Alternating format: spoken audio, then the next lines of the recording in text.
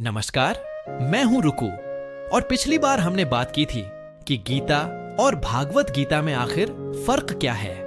कैसे गीता एक व्यापक आध्यात्मिक अवधारणा है, जबकि भागवत गीता उस दर्शन का जीवंत संवाद है जो अर्जुन और श्री कृष्ण के बीच कुरुक्षेत्र की रणभूमि में घटित हुआ था।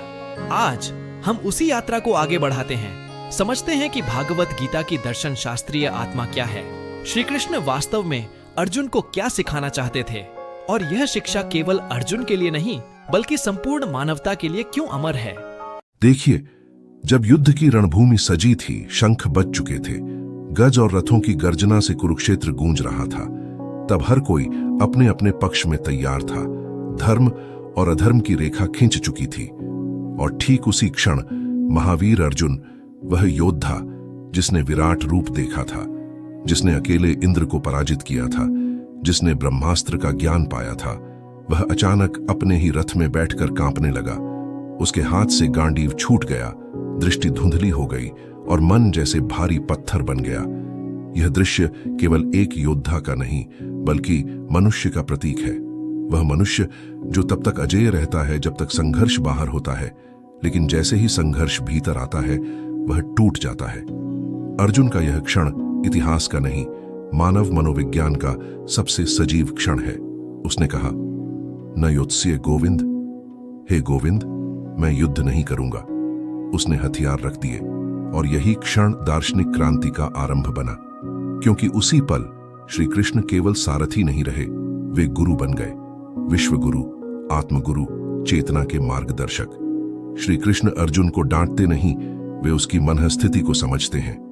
वे जानते हैं कि यह भय कायरता नहीं, करुणा है, पर वह करुणा जो विवेक को ढंक चुकी है। कृष्ण कहते हैं, हे पार्थ, तू क्यों शोक कर रहा है उन लोगों के लिए जो नष्ट नहीं हो सकते।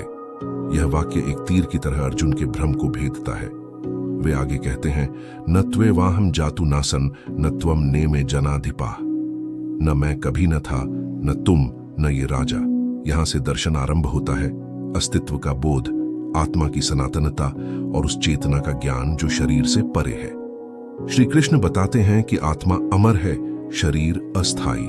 शरीर बदलते रहते हैं जैसे मनुष्य वस्त्र बदलता है, पर आत्मा वही रहती है। यह केवल धार्मिक विचार नहीं, यह अस्तित्व का मनोवैज्ञानिक और दार्शनिक सिद्धांत है।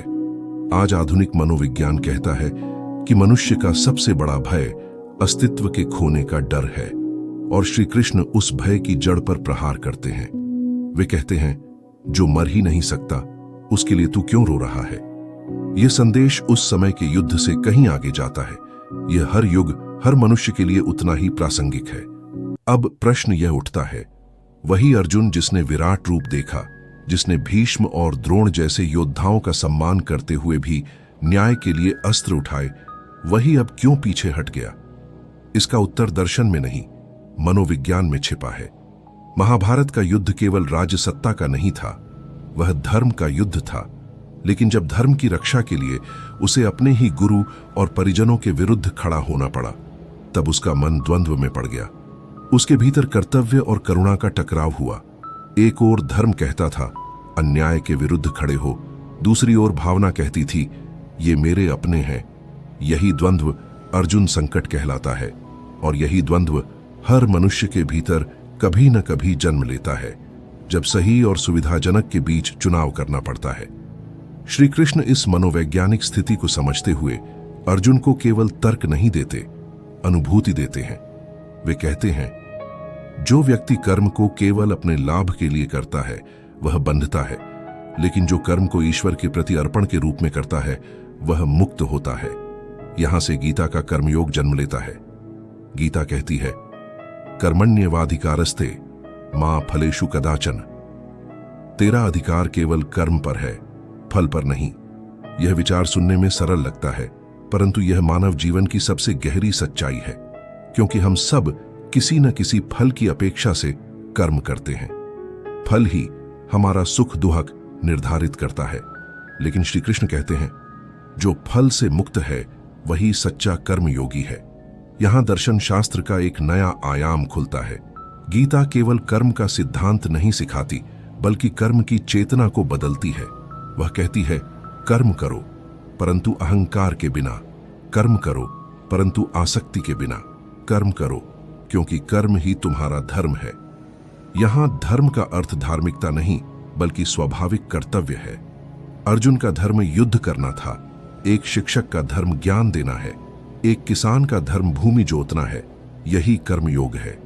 लेकिन गीता यही नहीं रुकती। जब अर्जुन समझता है कि ज्ञान से भय मिटता है और कर्म से मुक्ति मिलती है, तब श्री कृष्ण उसे भक्ति के मार्ग पर ले जाते हैं, क्योंकि ज्ञान और कर्म दोनों तब तक अधूरे हैं जब तक उनमें प्रेम नहीं है।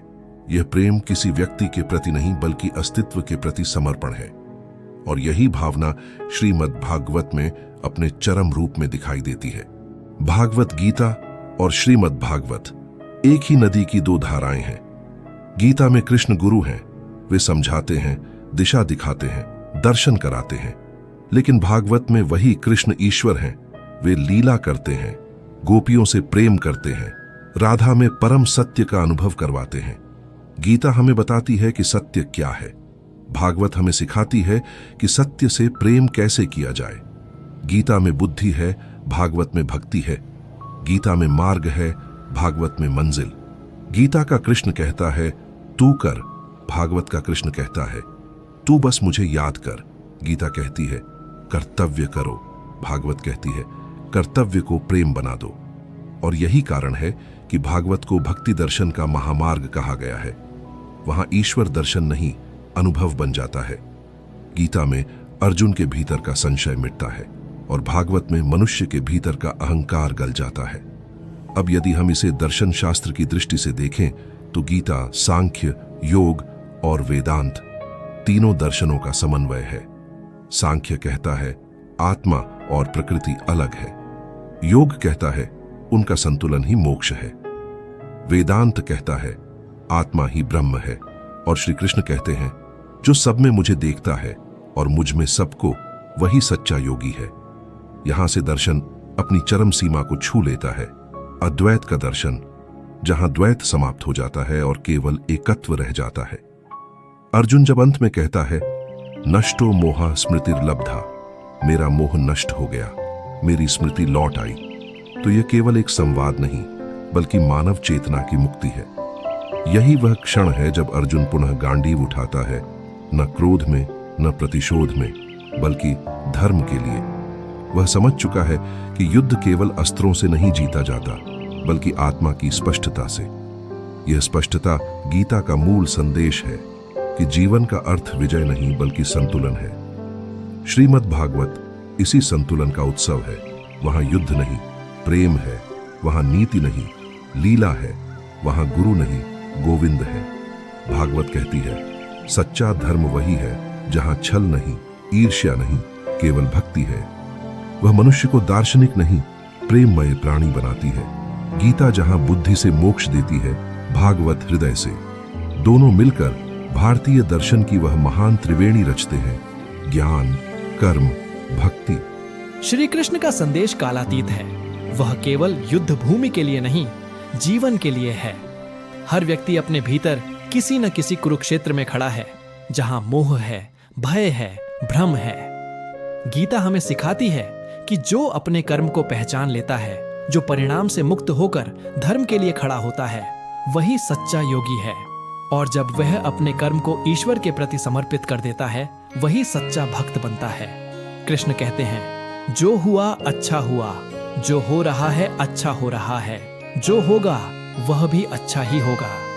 यह केवल सांत्वना नहीं, यह दर्शन है, स्वीकार का दर्शन, शांति का दर्शन और आत्मबोध का मार्ग। तो दोस्तों, अगर आपको यह वीडियो पसंद आया हो तो लाइक, कमेंट और सब्सक्राइब जरूर करें हिस्टोरियन इडियट को, क्योंकि इतिहास सिर्फ पढ़ने के लिए नहीं, समझने के लिए होता है।